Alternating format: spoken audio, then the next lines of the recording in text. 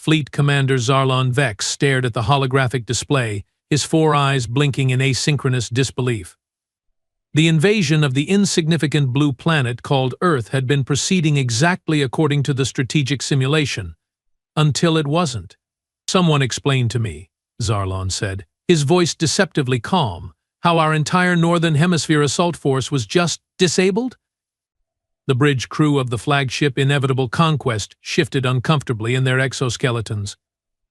No one wanted to be the bearer of such ridiculous news.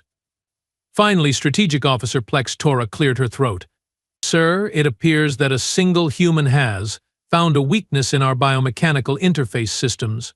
Zarlon's secondary breathing sacs inflated in what his species considered a laugh. "A single human?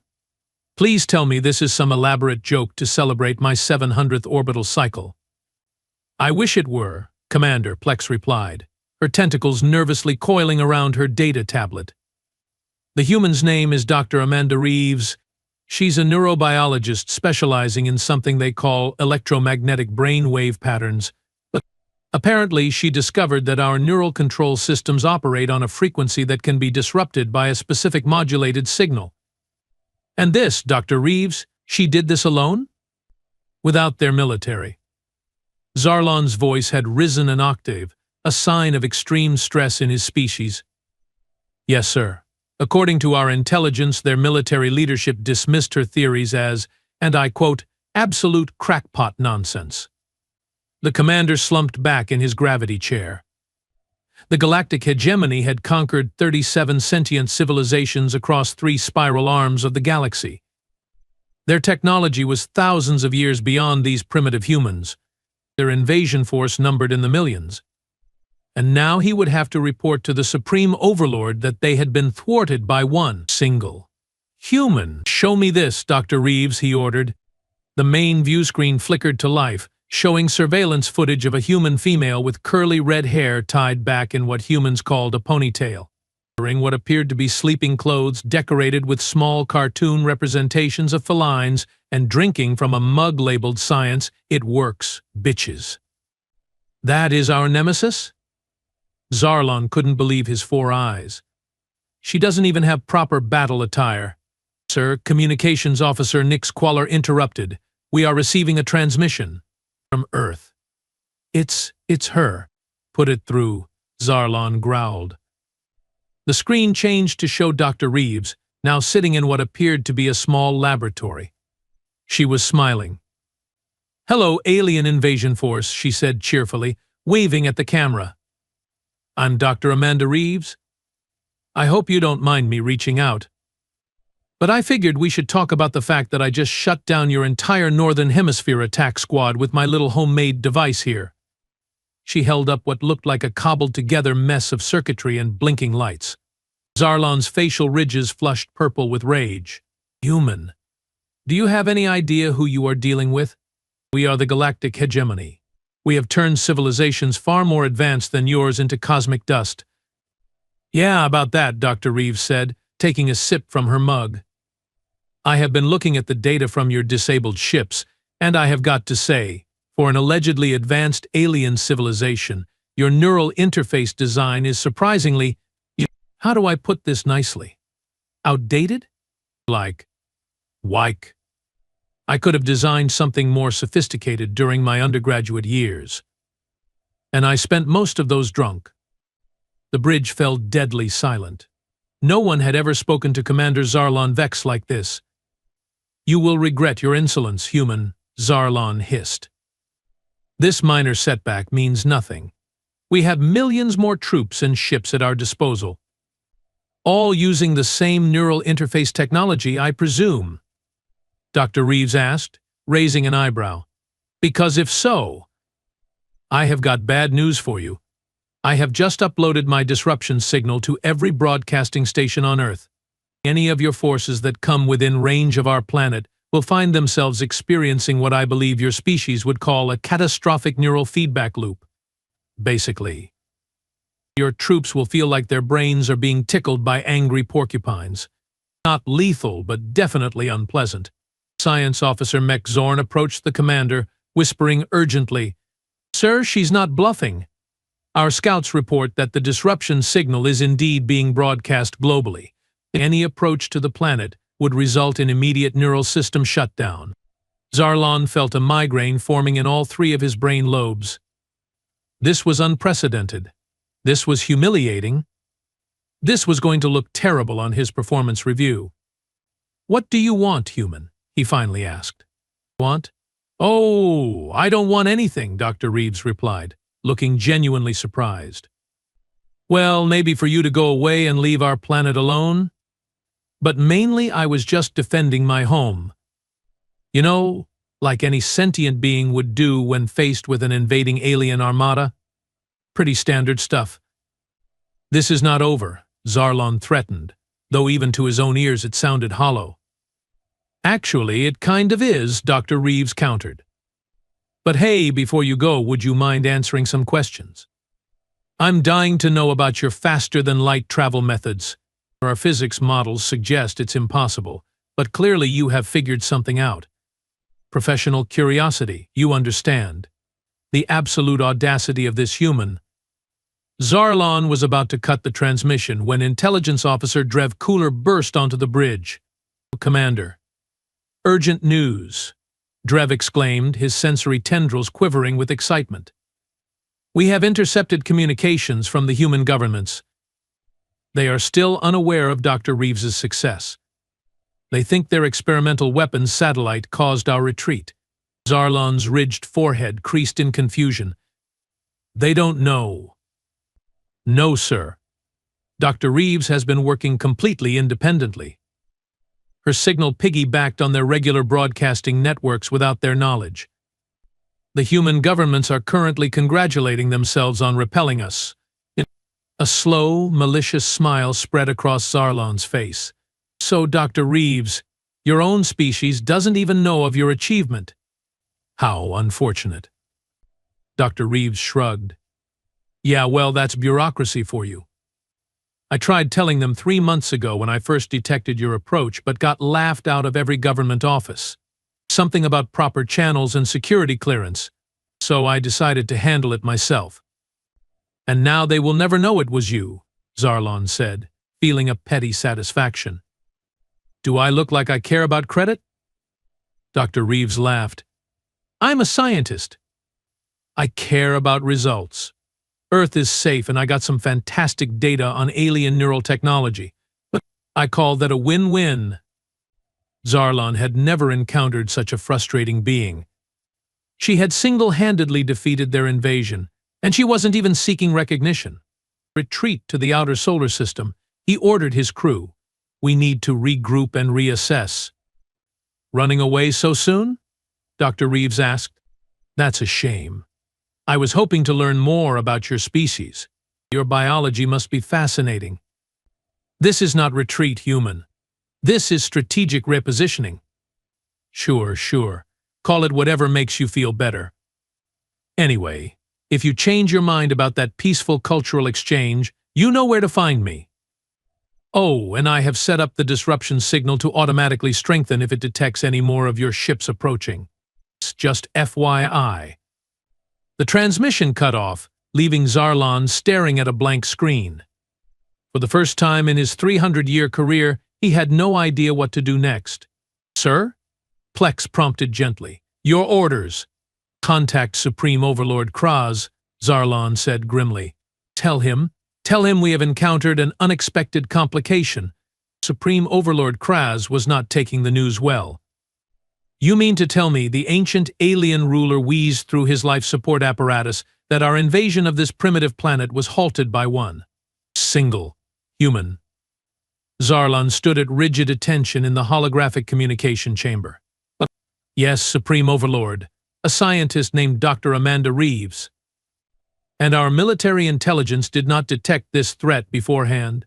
Sir, our intelligence indicated that human science was at least a century away from understanding our neural technology. This Dr. Reeves appears to be an anomaly." The Supreme Overlord's breathing was labored, his ancient body barely sustained by the most advanced medical technology in the galaxy. "I want this human. Bring her to me." Zarlon blinked in surprise. "Sir? Are your auditory organs malfunctioning, Commander? I said, bring her to me. A mind capable of such insight could be valuable. If she can be persuaded to serve the hegemony, her knowledge could advance our neural technology significantly. And if she refuses?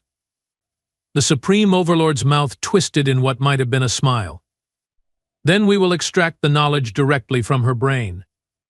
It will be less pleasant for her, but equally beneficial for us. There is a complication, sir. Her disruption signal prevents our forces from approaching Earth. Then use subterfuge, Commander. Surely one insignificant human can be outmaneuvered. Yes, Supreme Overlord, Zarlon replied, his mind already racing through possibilities. It will be done. As the holographic connection terminated, Zarlon turned to his senior officers who had been waiting silently. Prepare Infiltration Unit Sigma, he ordered, and contact our human collaborator. Dr. Amanda Reeves was having a surprisingly normal day, considering she had just repelled an alien invasion. She'd fed her cat, Schrodinger, had 2 cups of coffee, and was now back in her home laboratory reviewing the data she'd collected from the alien ships. The doorbell rang, interrupting her analysis. Coming, she called out, puzzled. She wasn't expecting anyone. And through the peephole, she saw a man in a delivery uniform holding a package. "A delivery for Dr. Reeves," the man said when she opened the door. "I didn't order anything," Amanda replied, suspicion immediately flaring. "It's from the National Science Foundation," the delivery man explained. "Something about a grant approval?" Amanda frowned. She hadn't applied for any NSF grants recently. But before she could voice her doubt, she noticed something odd about the delivery man. His eyes blinked horizontally instead of vertically. "You know," she said casually, reaching behind the door where she'd placed one of her disruption devices. "The funny thing about neural camouflage technology is that it has the same basic frequency weakness as your ships." The delivery man's expression faltered. "I don't know what you are." Amanda activated the device. The man's holographic disguise flickered, revealing a gray-skinned alien with 4 arms and bulbous eyes. "Nice try," Amanda said. "Points for creativity, though." The delivery man disguise was a good touch. The alien infiltrator made a gargling sound that might have been a curse in its native language. "Oh, don't worry," Amanda assured it. "This version of my device won't hurt you. It just disrupts your camouflage and motor functions. Think of it as a temporary paralysis. You will be fine in a few hours." "The hegemony will not be defeated so easily," the alien managed to say before its speech functions also began to fail. "Yeah, I'm getting that impression," Amanda sighed. "Look, why don't we cut to the chase? You can tell your bosses that I'm not interested in being abducted, studied, or whatever else they have planned. I just want to be left alone to do my research." The alien's eyes widened in what might have been surprise. "Also," Amanda continued, "you might want to let them know that I have prepared a little information package about your invasion for Earth's governments and set to send automatically if I don't reset it every 24 hours. So if anything happens to me, everyone on Earth will know about the aliens and about my countermeasures." This was a bluff, but the alien couldn't know that. Its skin turned a paler shade of gray. "Now," Amanda said, "I'm going to call someone to pick you up. A friend of mine who works in a very discreet research facility. Don't worry, they will treat you humanely. And maybe we can turn this into a proper first contact situation instead of an invasion. Wouldn't that be nice?" As she pulled out her phone, the alien infiltrator suddenly convulsed and collapsed. A small device on its belt emitted a high-pitched whine and then went silent. "Well, that's not good," Amanda muttered, kneeling to check on the alien. It wasn't breathing or whatever the equivalent was for its species. "Self-destruct? Really? That's just excessive." She stood up, looking thoughtfully at the alien corpse on her front porch. This complicated things. Clearly the hegemony wasn't giving up. And now she had a dead alien to deal with. Her phone rang, startling her. The caller ID showed unknown. "Hello?" she answered cautiously. "Dr. Amanda Reeves?"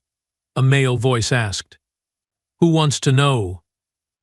"My name is Director Thomas Walker with the National Security Agency. We need to talk about the alien ship you disabled and the signal you are broadcasting globally." Miranda's heart sank. So much for flying under the radar. "I'm listening," she said. "A car will be at your location in 5 minutes. Please bring all your research and devices." "Oh, and Dr. Reeves? You might want to do something about the alien corpse on your porch before the neighbors notice." The line went dead. Amanda looked down at the alien, then up at the sky where she knew the invasion fleet was regrouping, then back at her house where all her research lay. "Well, Schrödinger," she said to her cat who had wandered out to investigate the commotion, "looks like things just got a lot more complicated." The cat meowed in what sounded suspiciously like agreement. In the vastness of space, Commander Zarlon Vex received the automated notification of Infiltration Unit Sigma's termination. He had expected this outcome but had hoped for better. The human was proving to be even more formidable than anticipated. Prepare Plan Omega, he ordered his second-in-command. "If we cannot extract Dr. Reeves, we will have to take more drastic measures." "Sir," his officer replied hesitantly, "Plan Omega would violate the Galactic Accord on." "I know what it violates," Zarlon snapped. "But I will not be remembered as the commander who lost to a single human in pajamas." "Prepare Plan Omega." "That's an order." As his crew scrambled to obey, Zarlon gazed at the blue planet on the view screen. One way or another, Dr. Amanda Reeves would regret her interference. The game was far from over. The black SUV pulled up exactly 5 minutes later, just as promised. Amanda had barely managed to pack her essential research materials and equipment into a duffel bag. The alien corpse was hastily hidden under a tarp in her garage, not her finest moment, but she'd been working with limited options. Dr. Reeves, a tall, stern-looking woman in a dark suit, greeted her as she stepped outside. "I'm Agent Lydia Mercer. Director Walker sent me to retrieve you." "And the, visitor?" Amanda asked, nodding toward her garage. "A cleanup team is already en route. Please get in the car." The drive was silent and tense. Amanda clutched her duffel bag, containing her prototype disruptor and research notes. After 30 minutes, they arrived at a nondescript office building on the outskirts of the city. "This doesn't look very NSA-ish," Amanda remarked as they walked through an empty lobby. Agent Mercer's expression remained impassive. "That's rather the point, Dr. Reeves." They entered an elevator that required a retinal scan and descended far longer than the building's apparent height should have allowed. When the doors opened, Amanda found herself in a bustling underground facility filled with advanced technology and harried-looking personnel. "Welcome to Project Sentinel," Director Walker said, appearing before them. He was older than his voice had suggested, with silver hair and calculating eyes. "Our unofficial response team for extraterrestrial threats." "You knew about the aliens?" Amanda asked, surprised. "We detected their approach 3 months ago," Walker confirmed. "I've been scrambling ever since to find a defense." Amanda's eyebrows shot up. "That's when I detected them too. I tried telling everyone." "Yes, your visits to various government offices are well documented. Unfortunately, you were directed to public-facing departments that aren't privy to classified information. So while I was being laughed out of government buildings, you guys were down here actually preparing." Walker nodded.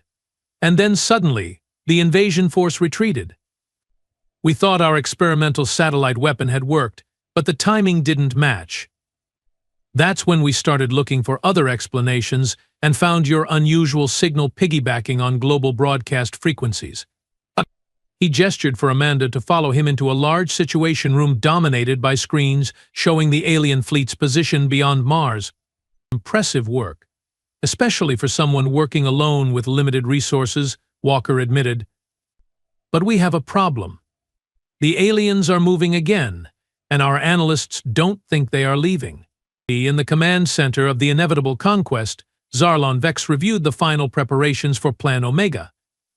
His second-in-command, Vice Commander Terra Exis, stood nervously at his side. The planetary destabilizer is ready, sir, she reported. But I must register my formal protest. Using such a weapon violates at least 7 galactic accords.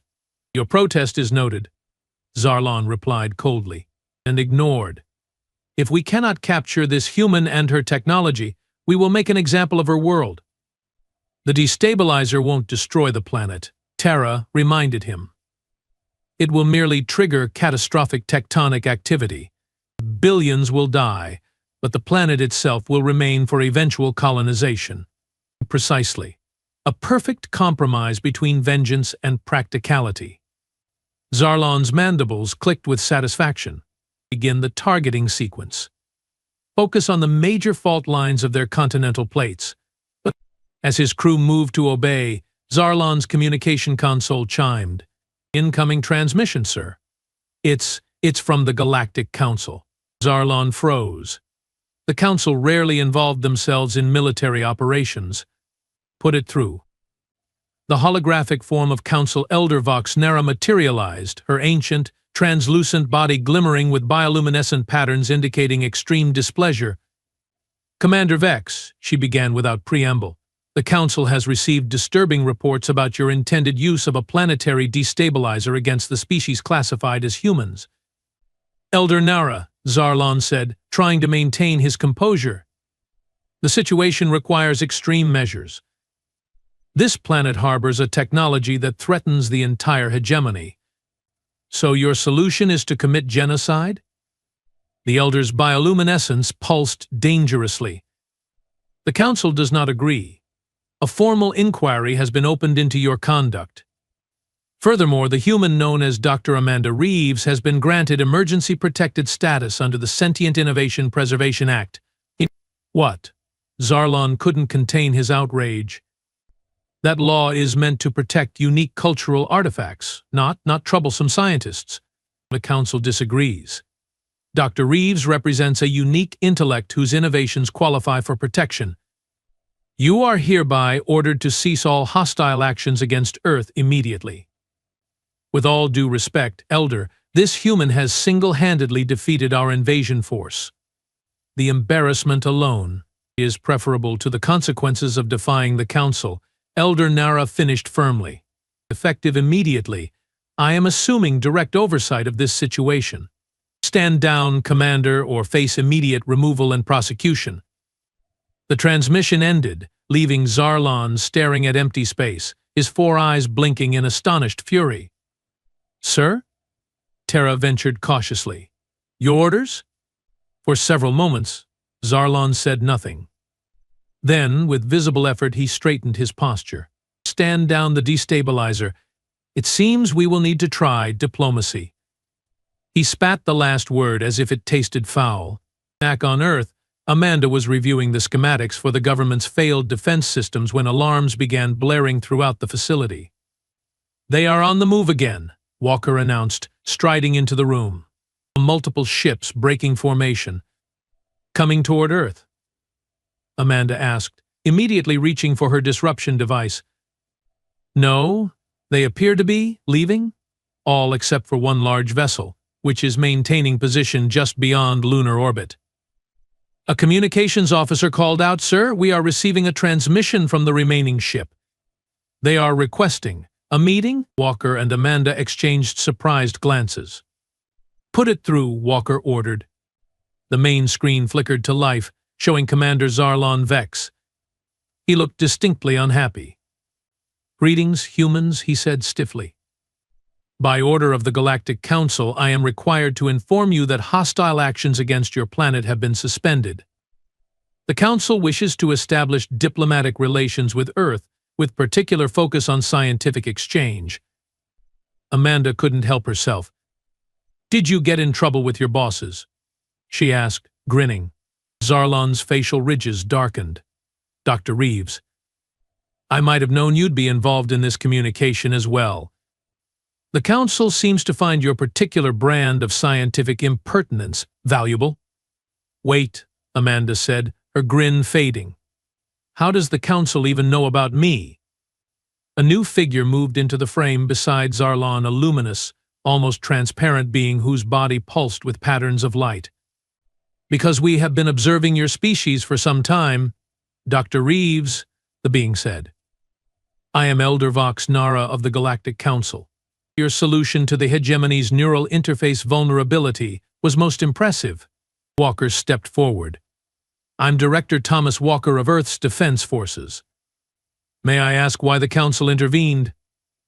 "The hegemony operates under Council oversight," Elder Nara explained.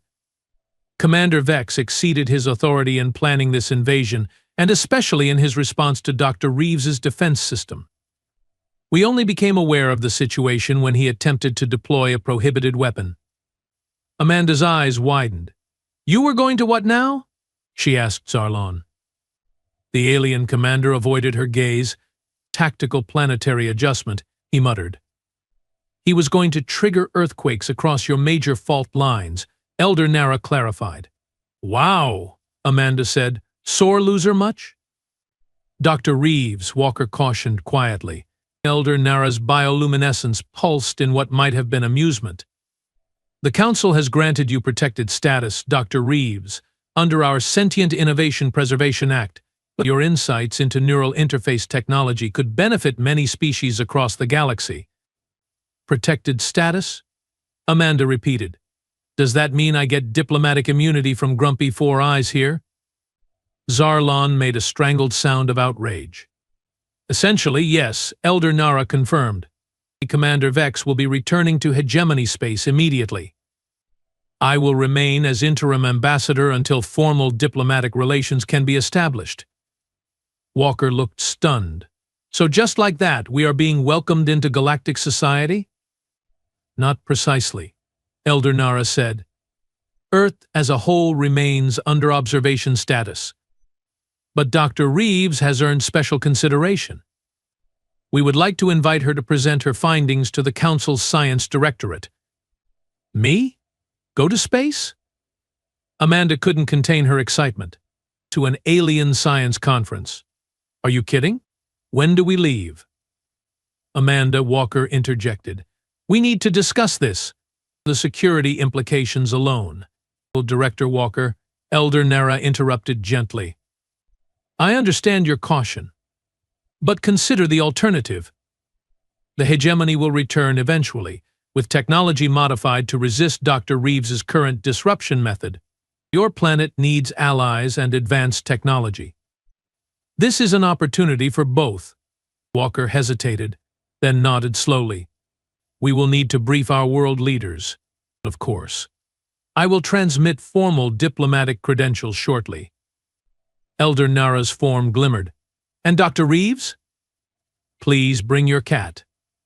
The Council's Xenobiology Division has many questions about Earth's domesticated predators. Amanda laughed. "Schrödinger will love that. He's always wanted to be famous." As the transmission ended, the Situation Room erupted into controlled chaos. Walker was already on a secure line to the President, while various analysts and scientists bombarded Amanda with questions. "So," Agent Mercer said, appearing at Amanda's side, "you have single-handedly prevented an alien invasion, embarrassed their military commander, and scored humanity's first invitation to join galactic society. Not bad for someone who was in cat pajamas this morning." Amanda grinned. "Just imagine what I could do if I actually got dressed." 3 weeks later, Amanda stood in the observation lounge of the Council diplomatic vessel Harmonious Exchange, Schrödinger contentedly purring in her arms. Earth was a beautiful blue marble below them, peaceful and blissfully unaware of how close it had come to disaster. The door slid open, and Elder Nara floated in. "Are you ready, Dr. Reeves? We will be departing for Council space momentarily." "As ready as I will ever be," Amanda replied. "Though I still can't believe I'm the first human to travel beyond our solar system." "The first of many, I expect. Your presentation to the Science Directorate has generated considerable interest, but several member species are already proposing research exchanges." "And the hegemony? What happened to Commander Vex?" Elder Nara's bioluminescence flickered in what Amanda had come to recognize as the equivalent of a smile. "Reassigned to regulatory compliance oversight on a mining colony. He will be counting mineral extraction quotas for the next 50 cycles, at minimum. Ouch. Almost feel sorry for him. Amanda stroked Schrodinger's fur thoughtfully. Almost. And the hegemony's leadership has also undergone some reorganization. The Supreme Overlord was most displeased with the embarrassment caused by the failed invasion. Yeah, getting beaten by one human in pajamas probably doesn't look great on the galactic conquest resume. The ship hummed as its engines powered up. Amanda felt a moment of uncertainty. Are you sure Earth will be okay while I'm gone? On the protection agreement is being honored, Elder Nara assured her. A Council observation fleet is already in position. Earth is safer now than it has ever been. Amanda nodded, relieved. Then I guess it's time to boldly go where no neurobiologist has gone before. As the ship accelerated away from Earth, Amanda thought about the chain of events that had led to this moment. One desperate experiment in her makeshift home lab had changed the course of human history. Not bad for someone whose grant applications kept getting rejected. You know what the funniest part is? She said to Elder Nara as stars began to streak past the view screen. If Commander Vex had just asked nicely, I probably would have helped them improve their neural interfaces. I love solving technical problems. Perhaps that will be the hegemony's most valuable lesson from this encounter, Elder Nara replied. Sometimes asking is more effective than invading. I'm putting that on a t-shirt when we get back, Amanda declared. In the vastness of space, Earth receded from view, still turning, still safe, and now with a very different future ahead. All because one scientist had refused to take "that's impossible" for an answer. And somewhere on a distant mining colony, Commander Zarlon Vex was filling out paperwork and wondering where exactly his glorious military career had gone so terribly wrong. The galaxy, meanwhile, buzzed with the story of the human who had outsmarted an entire invasion fleet. It was unprecedented. It was humiliating for the hegemony. And it was, many species agreed, absolutely hilarious. The legend of Dr. Amanda Reeves, Defender of Earth, was just beginning. And she hadn't even had to change out of her pajamas.